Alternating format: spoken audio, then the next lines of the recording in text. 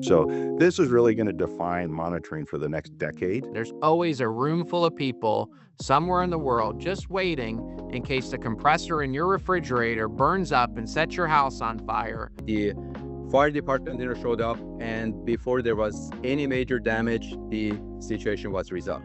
So, again, you can imagine this was a $3 million home that it could burn, to ashes in a matter of, probably half an hour or so. Probably one of the most exciting things we have going on right now is the next generation ASAP-to-PSAP. The operator did exactly what they were supposed to do. We found out that alarm was accessed in like less than 3 seconds after it went off.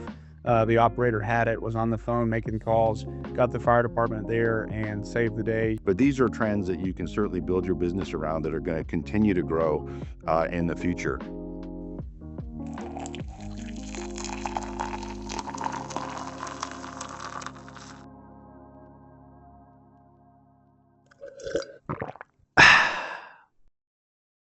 Good morning and welcome to Coffee Break with Jake. I appreciate you all joining us today. For those of you that may be new to the call, we have this call every Friday at 11 a.m. The purpose of it is to bring together security industry professionals from all over the country and in some cases all over the world to share challenges, issues, best practices, and opportunities for growth.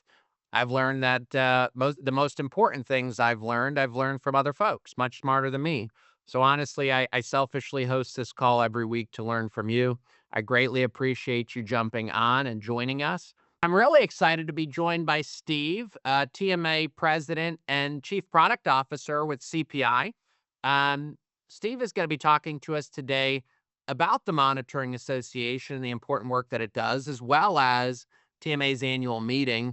Steve, really glad to have you on. And could you, for the folks that are on the call that may not know about you and your history first, could you tell us a little bit about your career here in the security industry?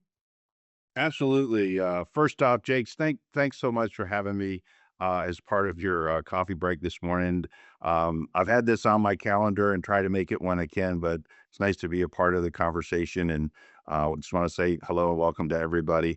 I've been in the security industry. This is my 26th year, all with CPI Security. I started with CPI back in 1999 as the central station manager, running customer service and field service operations. That point in time, we only had about 19,000 customers. Today, we've got about 235,000 customers across the Southeast. In my tenure, as I've kind of grown through the industry, I've served as our IT director, CIO, CTO, and most recently, I've moved into chief product officer position because I like to play with all the fun stuff. So I manage our manufacturer relationships, explore new technologies, and find ways to integrate those technologies into the business. If I look back to where we started, it was primarily just security systems, home automation and even video wasn't a big thing residentially. But over time, that's just become a larger part of my role and my job, and just really having a lot of fun with it. We got great partners that we work with that have helped us grow the business. CPI operates in North Carolina, South Carolina, Georgia, and Tennessee. And we primarily focus on residential security. We're about 90% residential, 10% commercial, and most of our commercial is in the SMB space. But that's a little bit about me from a business perspective. Short of that, I love living in the Carolinas. Awesome. Well, I know you may or may not be able to comment on it, but on behalf of the entire industry, I do also want to thank you guys for delivering a nice whack to the bad guys for us. Congratulations on that. And for those of you that don't know, I'll just tell you to look up the news on CPI and a recent appeal that was upheld in court. So thanks so much for that. Now tell us, Steve, you're a busy guy. CPI is an incredibly successful company. I'm sure that you don't have a surplus of time on your hands. Tell us about why you got involved in TMA and the important work that TMA does for the industry. Absolutely. I like all good things with most of the association work that any of us do. I got volunteered or voluntold into something. TMA a number of years back created a new technology committee at the time because they saw the need that technology was changing so fast and wanted to make sure that we had a way to communicate to the membership how IT teams and folks and dealers could digest this technology and onboard it. So I was invited by Pam Petro to be a part of that committee with the Sasha Kylo helped head that up with me, and that's how I got started with TMA. And it was through invitation.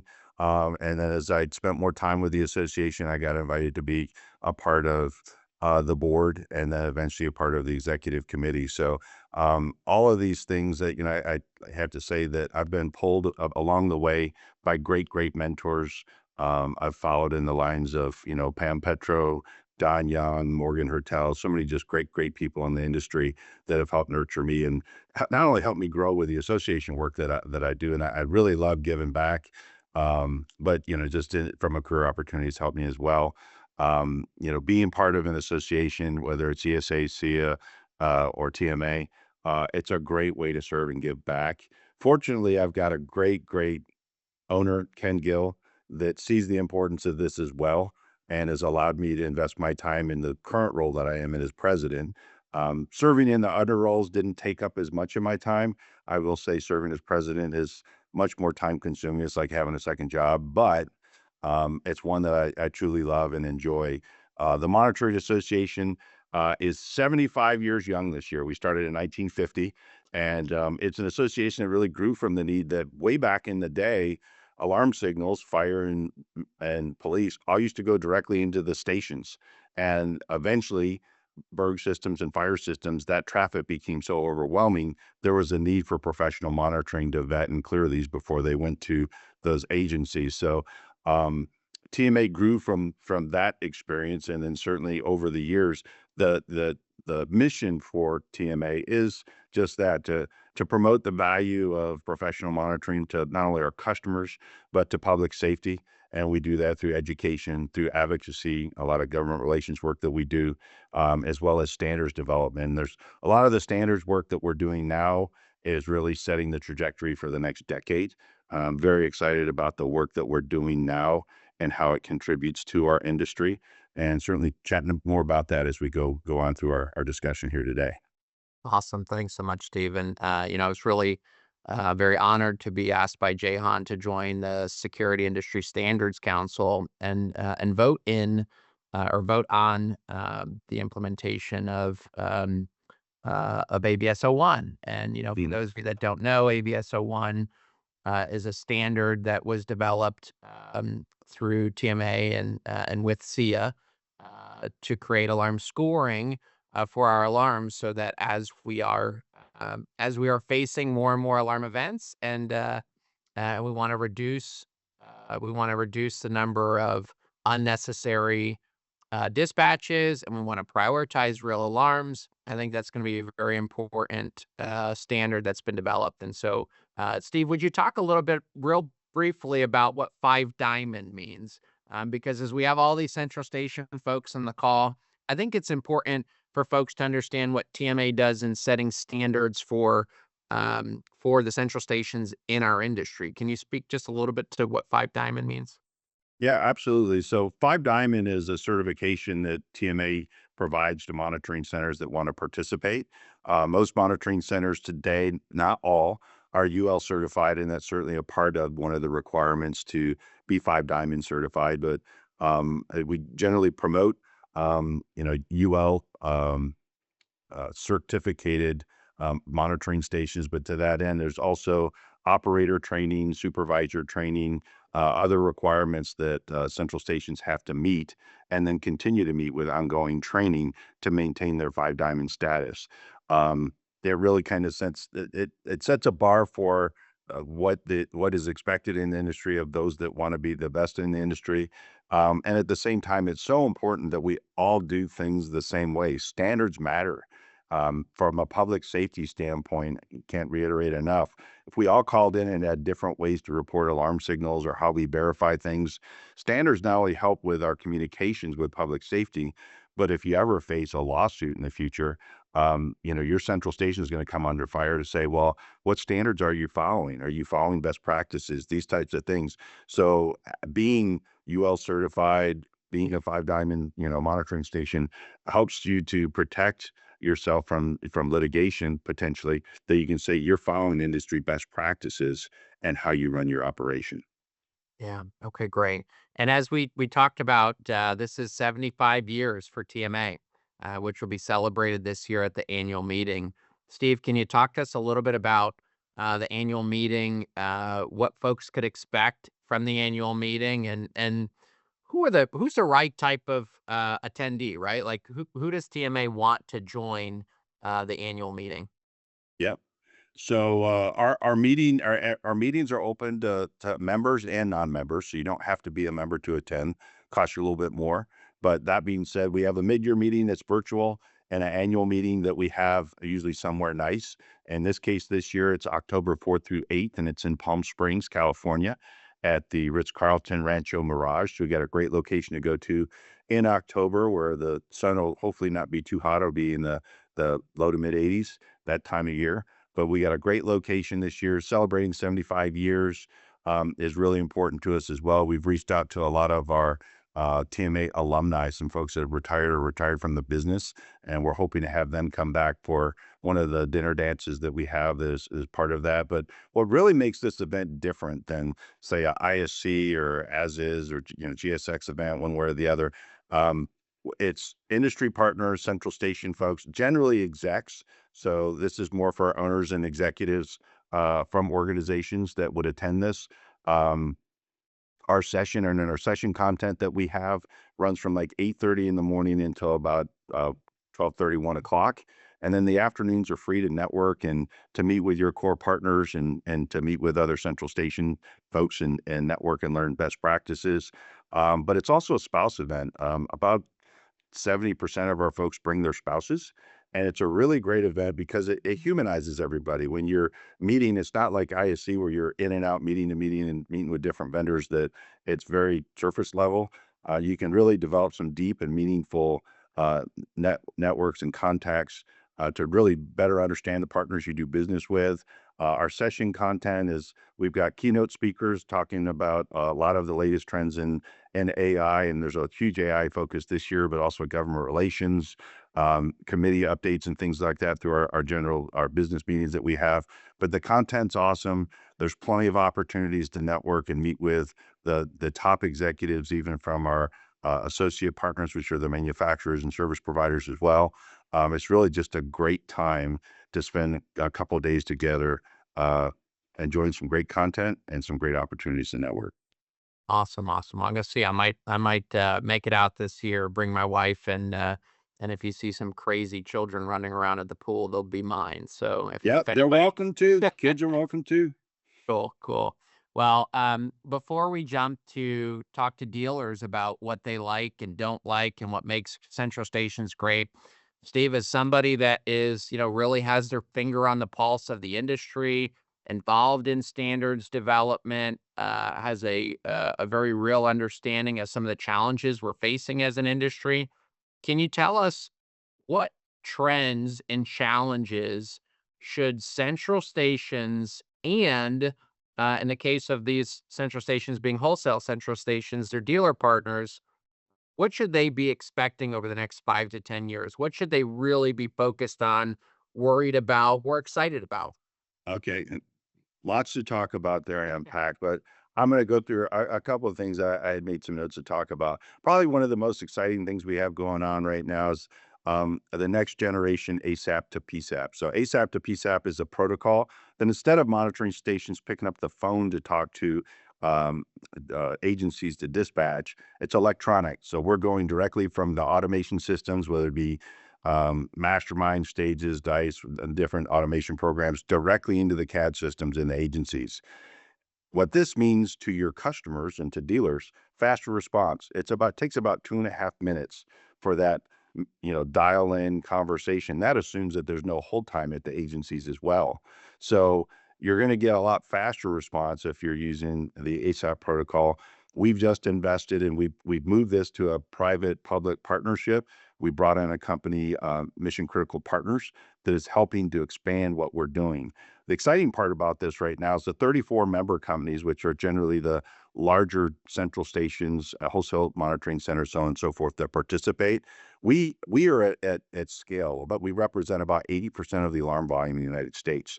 Now we're working to get the PSAPs up to equal part. Today, we represent about 15 to 18% of the U.S. population that's continuing to grow. Our growth goals, though, is to be at 80% of the U.S. population by 2028. And the reason that this is possible is we're moving away from the way today those signals communicate through the NLETs or like the CGIS platform. When you get pulled over and they look up your license plate, we're using that network to get into the CAD systems. We're moving towards an API integration that is a lot cleaner for CAD systems, and the top CAD providers are already waiting in line. We've already started testing with Motorola. The solution is like real. We're like testing it right now. So as that becomes available, the adoption becomes a lot more pervasive. And within the CAD systems, most of them don't have to do full fork lift upgrades for this technology. It's going to expand and be there even better. Now, what's cool about this, yes, we get a faster dispatch. The other thing that ASAP is going to open up is the ability to transfer rich data. So we're talking about video, floor plans, all these other kinds of things that our endpoint agencies are wanting. And once it's in the CAD system, it is then available to the responding officers and or fighters, whatever, that are on the scene, because most of them have direct CAD access. So that's the future. We've got some things to still build out to get the rich data parts in there. But if you say, what is the trend and where you want to be, you want to partner with a monitoring station that is highly evolved in using ASAP and in your jurisdictions. And if you work in a community today or your constituents today, those agencies aren't using a ASAP-to-PSAP interface with the automation providers, you can even do outreach to your police and fire agencies to say, hey, we can work collectively to get faster response times by getting on ASAP-to-PSAP. So this is really going to define monitoring for the next decade. This new message broker and partnership that we have with MCP is really setting the monitoring environments up so that we can grow and scale with technology as it evolves. The AVSO1 standard, Jake, you touched on that, and I can't thank you enough, so I don't have to bring it up. But alarm scoring is everything. With all the new technology that's out there, folks, we're thinking, well, we need to build some AI predictive model to figure out how we want to score stuff. And while you could use AI to do it, when we built the standard with public safety, is like we need one of a couple things. A level 1 alarm is what we do today. It's basically unverified event. Level 2 is that there's a person present. Level 3, there's a crime in progress or threat to property. Level 4, threat to life. Pretty simple scoring system, but now it doesn't matter what technology evolves in the future. It could be audio analytics, it could be video analytics, it could be using Wi-Fi to detect presence in the home. Whatever technology evolves, the question is very simple. Does your central station and can your central station identify that there's a person present, crime in progress, or threat to life? So hardware manufacturers are now drifting and they're developing products that are going to help deliver those better outcomes for better monitoring experiences for their customers and for all of us. So we'll continue to see, the quality of alarm monitoring and response and the things that we can do get better over time. So those are two areas and trends that certainly you need to keep an eye out for. Video expansion happening everywhere. And it's not just in analytics capabilities. We see trailers and trailer growth as well as drones. You may hear the term DFR, which is drone as first response. So first responders are looking at drones as first response. But as with all technology, as the cost comes down over time, that is the reality of what we'll even see in small businesses and in homes in the future. So, as you look at your hardware manufacturers and video opportunities and things like that, you want to partner with these newer solutions that are maybe, I'd say cutting edge, not bleeding edge. Proven technology knows going to work, but these are trends that you can certainly build your business around that are going to continue to grow in the future. One of the other areas that is one to watch is we partner with public safety. So what they do with Next Gen 911 or NG 911 is really important. And this continues to evolve, generationally. They're starting another phase of it. But the big thing here is that they can't handle all of the IoT device traffic that's coming to them. So they built some standards to allow IoT devices to report directly into the CAD systems. And now they're saying, hey, we don't want this. I just talked to an agency last week, and they were sharing with me that they had Grubhub folks sending, alerts. And it was a driver alert, Grubhub driver that said they felt unsafe. Well, okay, but we can't. One, we don't. You're moving in your car, and number two, this isn't traffic that we want to respond to. So they're denying that type of stuff. But what that does mean is there's opportunities for dealers, integrators, and monitoring stations to be that vetting point in the middle to do the verification. Is it a real alarm or real condition, and move forward? So that's another area to certainly watch.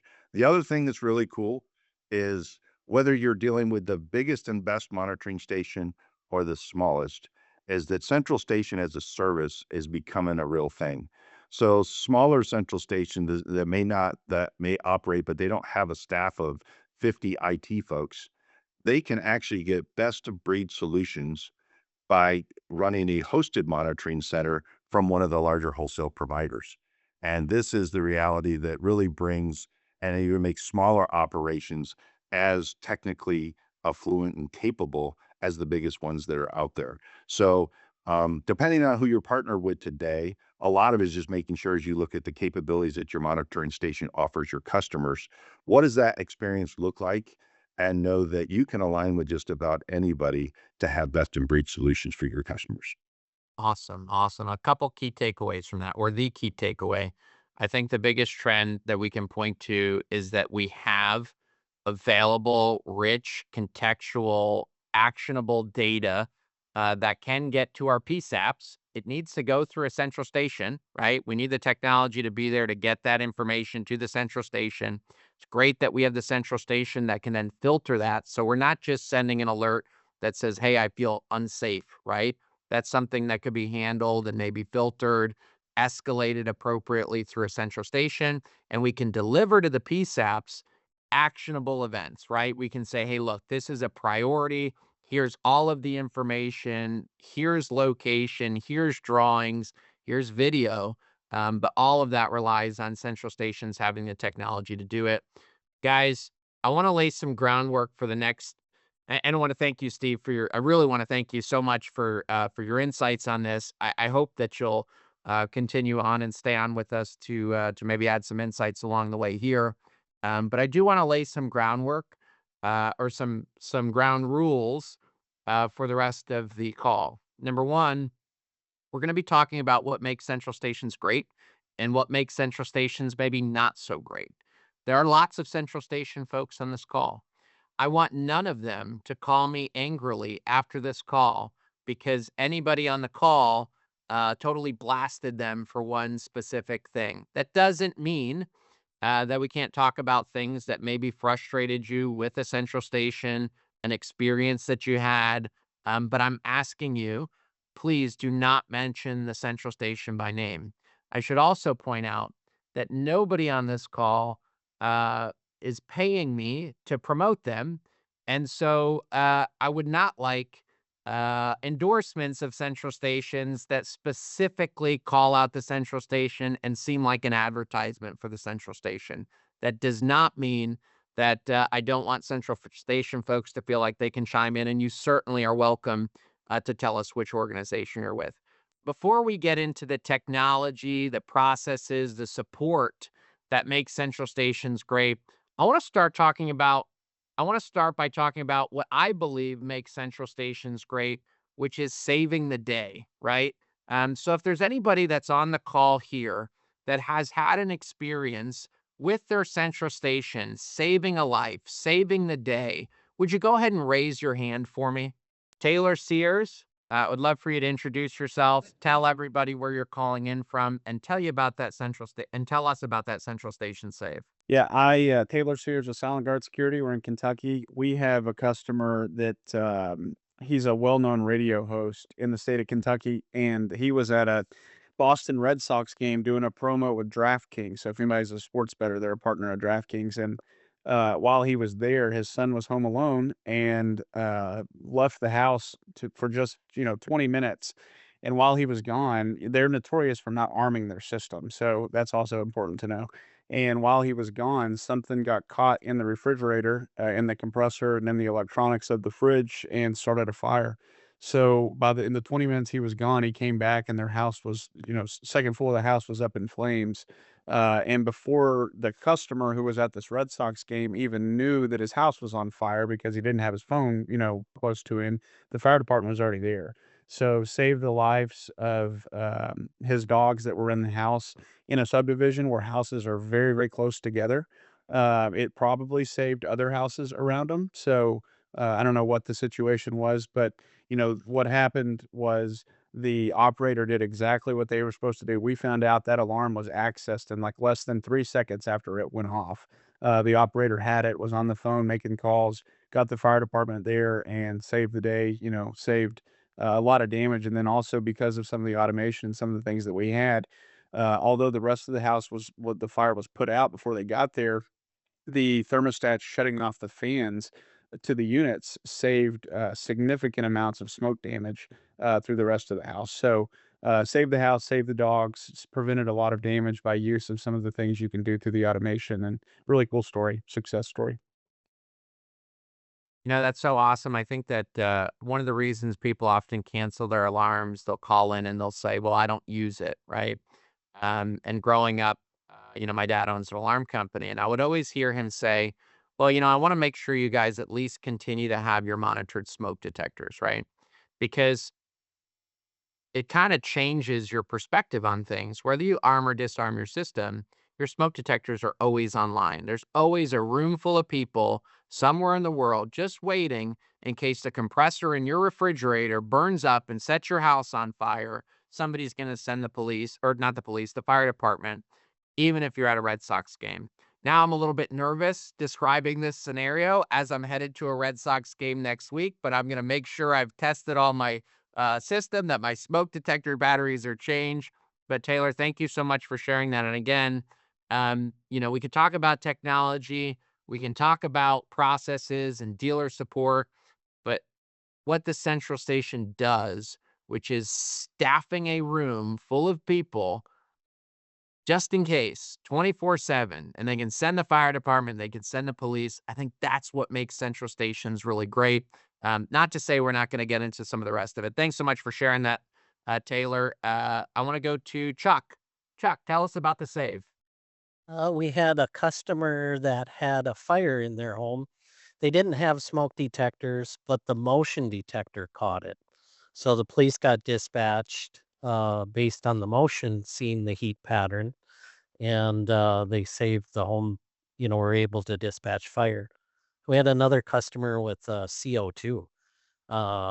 He raves about the system because of they had an actual CO2 event and got the house evacuated.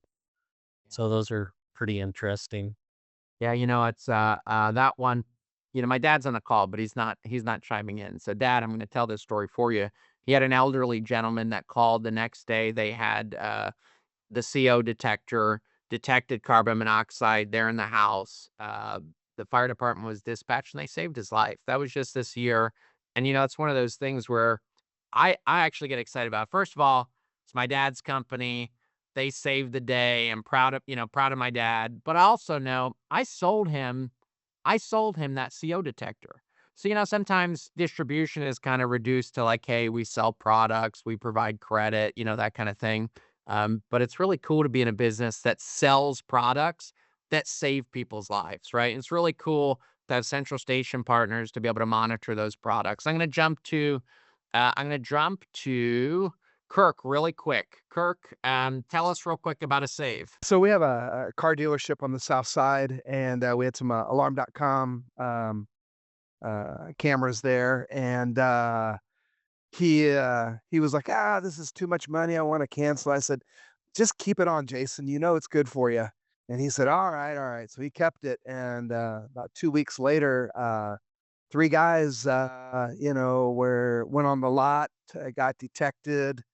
They were snooping around for a few minutes trying to break in, and the cops came in, swooped in, and apprehended two of them. And they eventually caught the third one later. But what's exciting about that is, we could be proactive with combining video and monitoring, and so that was a great win. And so he's still keeping the service, paying his monthly bill very promptly now. Yeah, well, that's awesome. Again, it's one of those things where because of our access to scaled, technologically advanced central stations that provide tremendous value to the end user, admittedly, probably doing, I'm going to say this may offend some folks on the call, but doing the lion's share of the work for you every month so that you can collect the lion's share of the recurring monthly revenue every month. The fact that we have access to that helps you tell that customer, hey, look, this is a service that's worth it. Now, I don't know how much you had to pay those guys to go snoop around his place and get arrested, but Kirk, I'm sure that it was a worthwhile investment. Thanks so much for sharing that win. One last one, real quick. If we can, is it Massis? So just quickly, there were several cases. One of the major cases we had recently was a fire in a residential big house. They just finished a full renovation as well. So you can imagine, after spending a couple $100,000, they had a fire case, and luckily again, they were being monitored. The station tried to get a hold of the owners. They were in a meeting. They couldn't even respond. But anyway, the fire department showed up, and before there was any major damage, the situation was resolved. So again, you can imagine this was a $3 million home that it could burn, to ashes in a matter of probably half an hour or so. But there's one more case that I gotta quickly touch on with touch base on that was as well. So we had the owner of a franchise, and they had a few, the stores, Subway sandwiches. At one point, they made the decision to cancel the alarm system, the monitoring, because they were saying, we had it for a few years, never been broken into. We don't see a value. So they canceled the service. 2 days later, one location got broken into, and the cost to just fix, the front, glass door was $2,000. I want to stop right there. The broken glass door is, I think it's the most painful aspect of these smash and grab scenarios. And one of the things that really reinforces the value of proactive video monitoring. I have seen scenarios where I've watched the video clips, like Kirk talks about. The central station sees the folks on the property where they're not supposed to be, maybe talks down to them, scares them off, maybe sees them there, and they're able to dispatch police quickly enough that they can get those folks before they've broken the glass doors or cut out catalytic converters from the vehicles on the lot. Again, something that's enabled by central stations that are embracing technology and are on the forefront with video monitoring, and specifically proactive video monitoring. Thanks so much for sharing that. And Steve, I'm going to go to you before we go to the next session. Before we get to griping, I won't finish on griping about the central stations, but we'll get there. Go ahead, Steve. I just want to share real briefly with everybody that, as a monitoring center, certainly it's our job to do those types of things. We're a full vertical provider, so we have salespeople and installers. But if you're getting reports on these events from your monitoring center, it really drives it home. If you take these events, we publish when they occur, who sold it. It was sold 3 years ago by Tim. It was installed by John. It really drives home the message to your salespeople, particularly with fire and CO and those types of things, to make sure that they're selling it. What they do today matters tomorrow. And it's equally important to your installers and service technicians as well. So if you have reports of these events from your monitoring center, make sure that you take the opportunity to share it with the organization. Really makes a difference. Yeah, no, it's such a good point, Steve. And it's obviously it's great when you can share wins with your customer base and prospects and the community, right? But sharing those wins internally, it gets your folks fired up, man. I tell you, you could go out there and get a job doing just about anything that in the world, right? But we save lives. I mean, I'm kind of somewhat removed because I'm just selling some hardware to some folks that install it. Somebody else monitors it. But I got to tell you, I'm on the toughest days when I got to deal with, Taylor Sears just nickel and diming me, hard negotiating with me on price, telling me he's going to take his business elsewhere, I think to myself, well, at least I sell products that do good work, right? So I'm just kidding. Taylor's actually a real joy to do business with. So thanks so much, Taylor. Guys, I want to talk about what makes a central station great in your eyes. What is it that your central station does for you? I know we've got a lot of small business owners on the line here. I know we've got some very large companies on the line here. But if there's something that your central station does for you that adds a lot of value for your organization, or maybe the reason that you picked that central station, would you raise your hand for me? Taylor, I'd love to learn a little bit about what makes your central station great. I know the central station, again, none of the folks on the call here are paying me enough money to do commercials for them. So if you could just speak in general terms to what makes your central station partner great. So I think one thing that we could all do a better job at, that our central station does a really good job of giving us, we just don't always take full advantage of it, is the amount of data and information we can get from them about our customer base allows us to provide a better level of customer service to them. So whether that be dialed answer rates to how many people are having repeat activity, if they're bypassing the same door, every day because they just changed it and it's the new one's not installed yet, whatever it is. There's so much information we can get from our central stations that we can utilize to, one, better serve our customers and take care of them. But also for us, we keep track of how many opportunities and how much our sales are from an inside sales standpoint and service based on what we find within our monitoring station portal. So I think the information monitoring stations, I know ours does a really good job of it. I'm sure others do too. But there's so much information they can give us that if we can take advantage of, can give our customers a better experience and help us make more money. Awesome. I think that's so great at, aside from how your central station handles alarms, how they interact with your folks and your customers, that online portal, access to data, access to relevant data and KPIs that can help you improve on the business.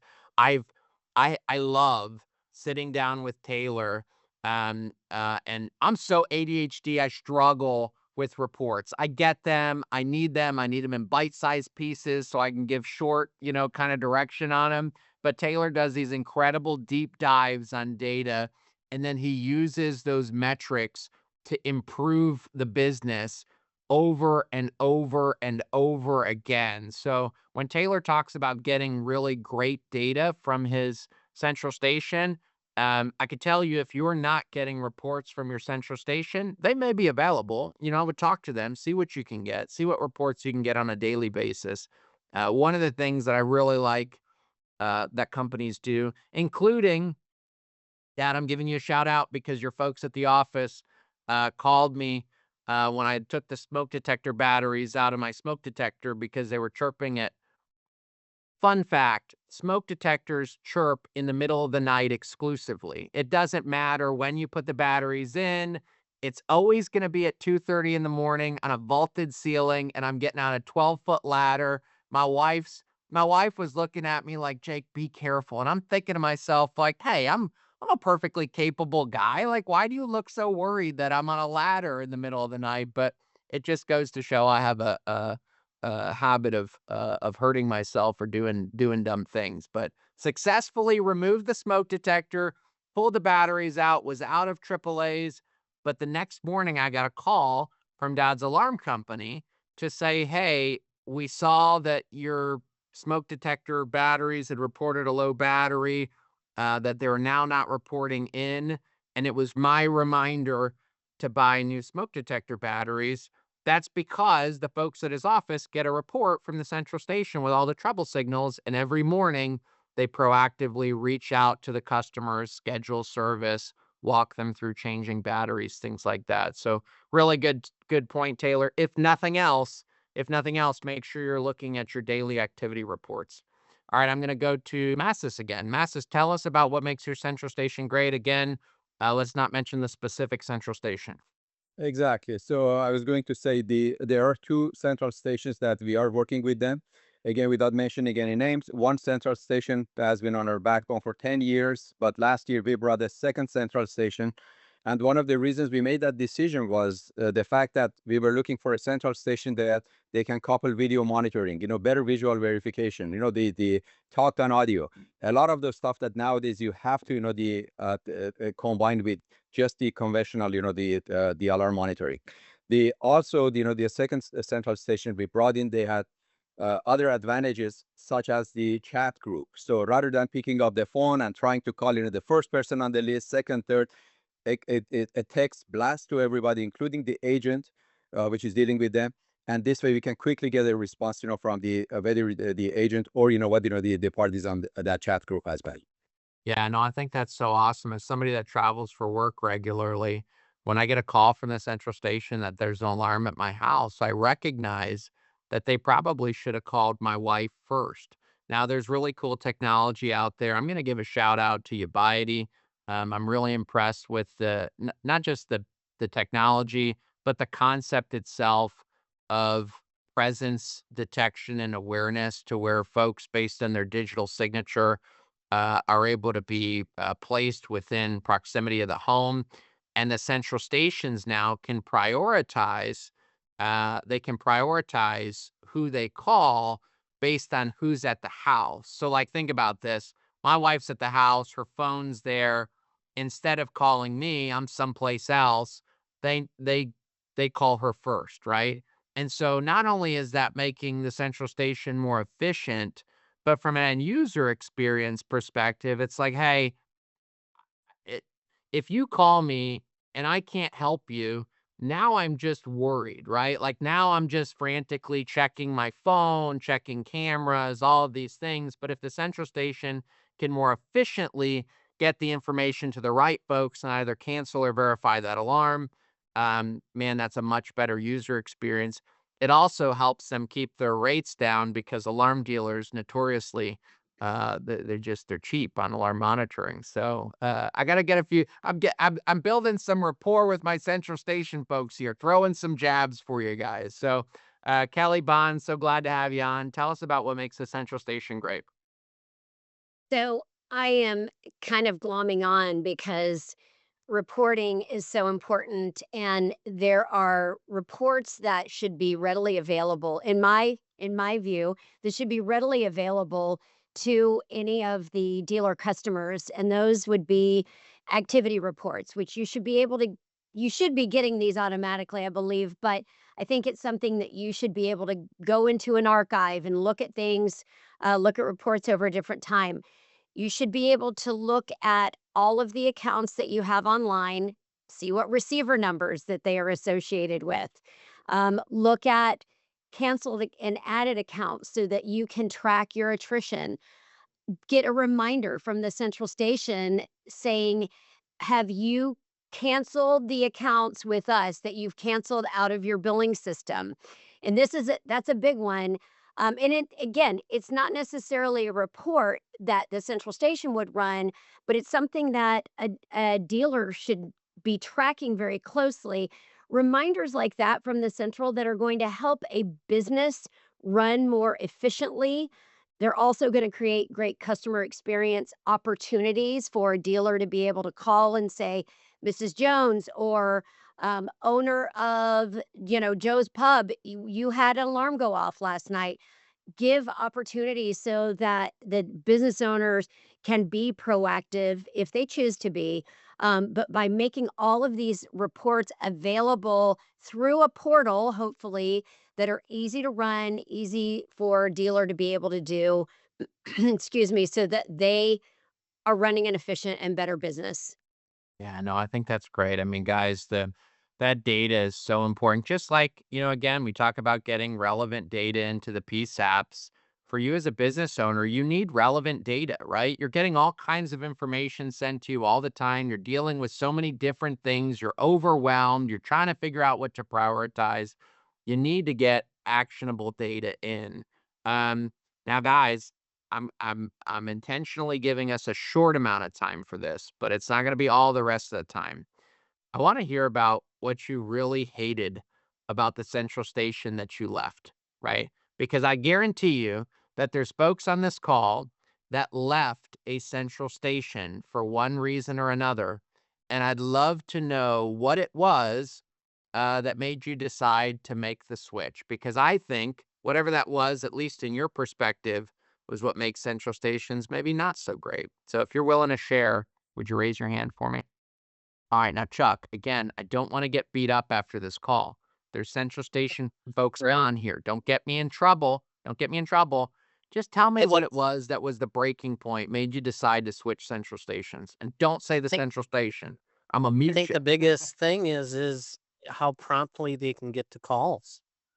If they're not promptly getting to it, I think that's the biggest downside for a customer is, hey, I'm expecting a call. And I don't think it was an issue with, dial delay or anything like that. I think it's just how they ran their business was a little bit, maybe they're not fully staffed or have enough people that, I also noticed that people like someone that sounds like them, which is sad to say, but you would think a central station in Florida for Minnesota would be better, or California versus something in Minnesota.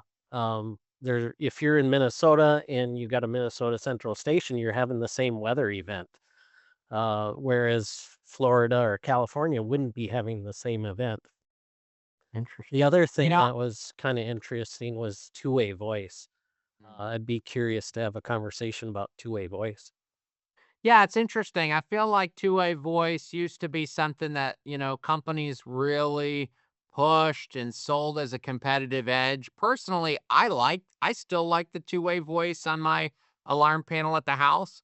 I think that probably for a lot of folks, because now everybody carries a cell phone, the value somewhat has diminished, but I'm still a two-way voice guy when it's done right and it's not like the boop, boop, boop, boop, whatever that is. There's probably some central station folks in the call. Morgan could tell us what that boop, boop, boop is in the chat, but I like to be able to have like a normal conversation with the central station operator right through the panel. I will point out though, Chuck, I don't know that I necessarily want the person on the other end to sound like me. I have a branch manager in Huntsville, Alabama, Kim. And if anybody in here has ever talked to Kim, her voice sounds like if sweet tea and pecan pie had a baby. That's what she sounds like. And if things were really going bad, if my house was burning down or somebody was breaking in, I think I'd want to hear from Kim on the other side, just telling me everything was going to be okay and she was sending the police. So I'm going to go to Melanie. Melanie, you had your hand up. You can't take it down. It's too late. I already saw you're here. Tell us Hey, I was trying to sneak it in there. Yeah. I only raised my hand because of what Chuck began to say. Because when you asked that question, that was exactly where my mind went. It didn't have a lot to do with technology. It had to do with fast issue resolution. And I feel like in a monitoring station, if there ever is an issue that you're solving for your customer, the customer shouldn't have to wait till the next day when the branch manager's back in the office. So for me, having the training and the right training for your operators. And I tell my customers the operators are not always going to get it right 100% of the time, but 99.9% they should. So that lack of training for the operators on knowing what to do, fast issue resolution, and just a dedicated support person at all times, not just 8 to 5 for a monitoring station for me is huge because I'm always going to think like my customer. How can I make my customer happy if there is something that I need to, de-escalate? And when you can't do that right away and they're like, oh, we'll call you back in 2 days, you're not going to get my business as a monitoring station. So that's all I was really wanted to say was whatever Chuck said. I second that, and that's Yeah. important. Melanie, I think you're spot on with that. I mean, alarm monitoring is a 24/7 business. It's an urgent 24/7 business. When things go wrong, you need answers on it. And so I totally hear you on that. I think a lot of folks on the call, I think it resonates with them, and they can appreciate the sentiment there. I know we have a lot of Central Station folks in the call, and I think that for the most part, I don't see anybody on here that doesn't feel the same sense of urgency. So I know that we've got some great folks on the call with that. Steve, did you want to add something? I just wanted to answer your question about the dee-doo, dee-doo, Yeah. on two-way voice. That's the difference between simplex and duplex mode. 100% of what we do is two-way voice. We believe in that technology, but the full duplex can be problematic if the central station is trying to break through to talk to somebody at the far end and there's a lot of noise, broken glass. It's hard to break through and enunciate what you want to do to challenge that and get the deflection that you want. So simplex mode allows for that much better, and that's the reason why that type of technology exists. But to echo some of the earlier comments of, is it worth the extra spend, so to say, to invest in your customers with two-way voice?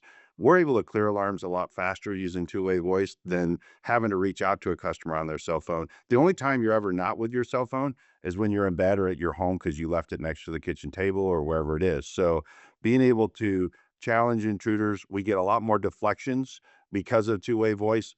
And it's really crazy. We talked about smoke and fire saves earlier. How many people don't hear the smoke detectors going off, but they hear us telling them to evacuate the home, and we save lives and protect property because of it. So I just wanted to add those to you.